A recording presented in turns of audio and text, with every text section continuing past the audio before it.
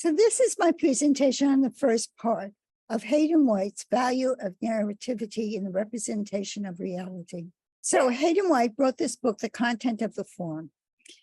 He was a well-known scholar of narrativity in history, and he really focused on the importance of Marx and Nietzsche and the importance of narratives in history. An interesting aside is that he also won a court case against campus police for surveilling him for political action, and he won the case. The first thing he has to say about this is that narrative is a metacode. It's a human universal that transcends cultural messaging, and it shares a reality in a way that is transmitted through its telling of the story. So the narrative translates what you know into telling for other people.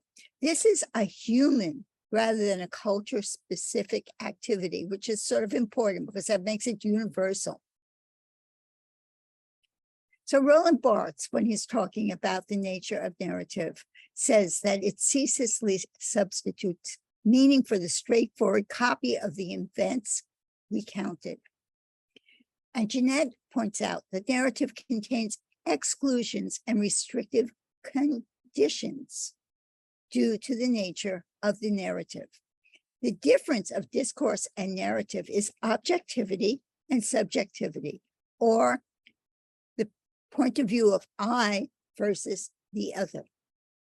The objectivity of narrative is presented here because of the absence of any reference to the narrator. So Hayden also goes on to say that events are chronologically recorded as they appear on the horizon of the story. No one speaks, the events seem to tell themselves. These real events serve as the reference of a discourse. And there's a tension here between real and imaginary. Imaginary narrative is really the subject matter of mythic narrative.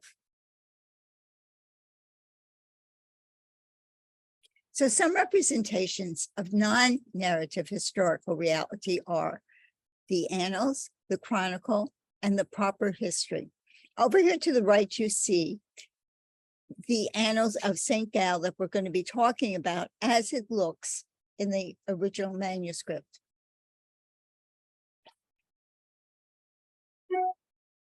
So a proper history requires a handling of evidence, chronological order, has to have a revelation of some sort of meaning beyond sequence.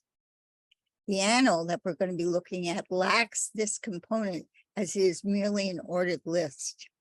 Chronicles tell stories, but they fail in a way unique to them because they don't offer any narrative closure, no insight, no conclusions.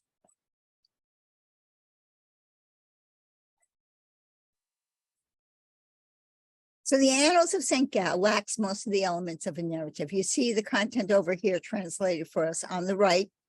And as you can see, there's no central subject. There's no real beginning, middle, or end. There is no narrative voice, no real point of view. And actually, the events are not connected to each other, except for the fact that they're part of this list. But when we read these events, we do get some information about the culture. We can tell that it's in disillusionment. There's a lot of scarcity. And humans are just basically threatened by death, devastation, flood, and even famine. There is no reason presented for anything. We only get examples of things. So Charles fights the Saxons. The crops are great. There's flooding everywhere. But these events merely occur. There's no cause and effect to the event. We do get some clues, though, in these annals. The Saracens come for the first time. That suggests that they must come one more time at least. The title is The Year of the Lord.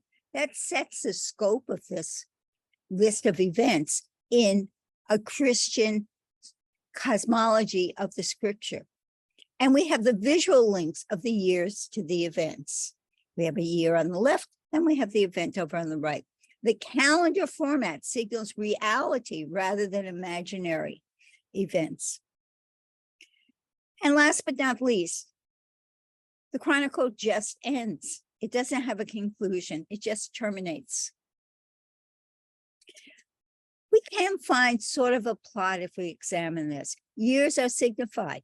They go down the left-hand side. Events are signifiers of the year. They're connected to them by being placed in proximity to them. There is this substance of reality. This operates as memory. Everything seems as though it's a factual reality. It's rational. But we do know that this list excludes some important battles that happened in this time period. And that sort of defines the perspective of the narrator. What he excludes from his events tells us something about the narrator.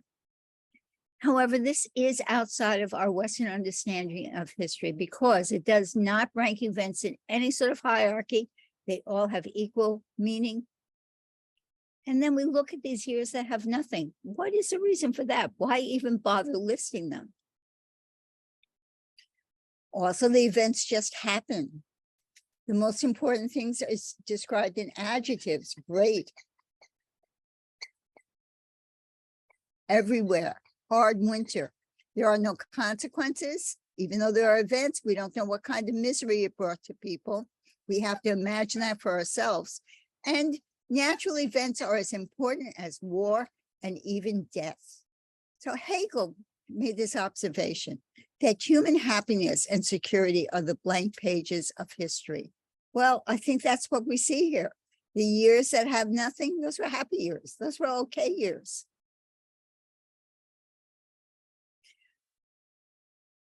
But I think we can say something else here.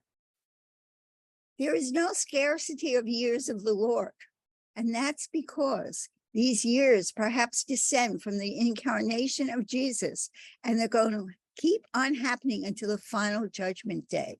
That's a sort of large format and that overshadows all of this. There's no social orientation here. There's no ethical or moral significance given to anything. These are just events. These are just things that come and happen to us. There's no becoming, there's no ending. So this is not a historical account, according to Hegel, who says that a historical account needs to display more than form. There needs to be a political social order, and you need to unite the objective with the subjective. In part 2, we will see how a chronicle works in this kind of narrative.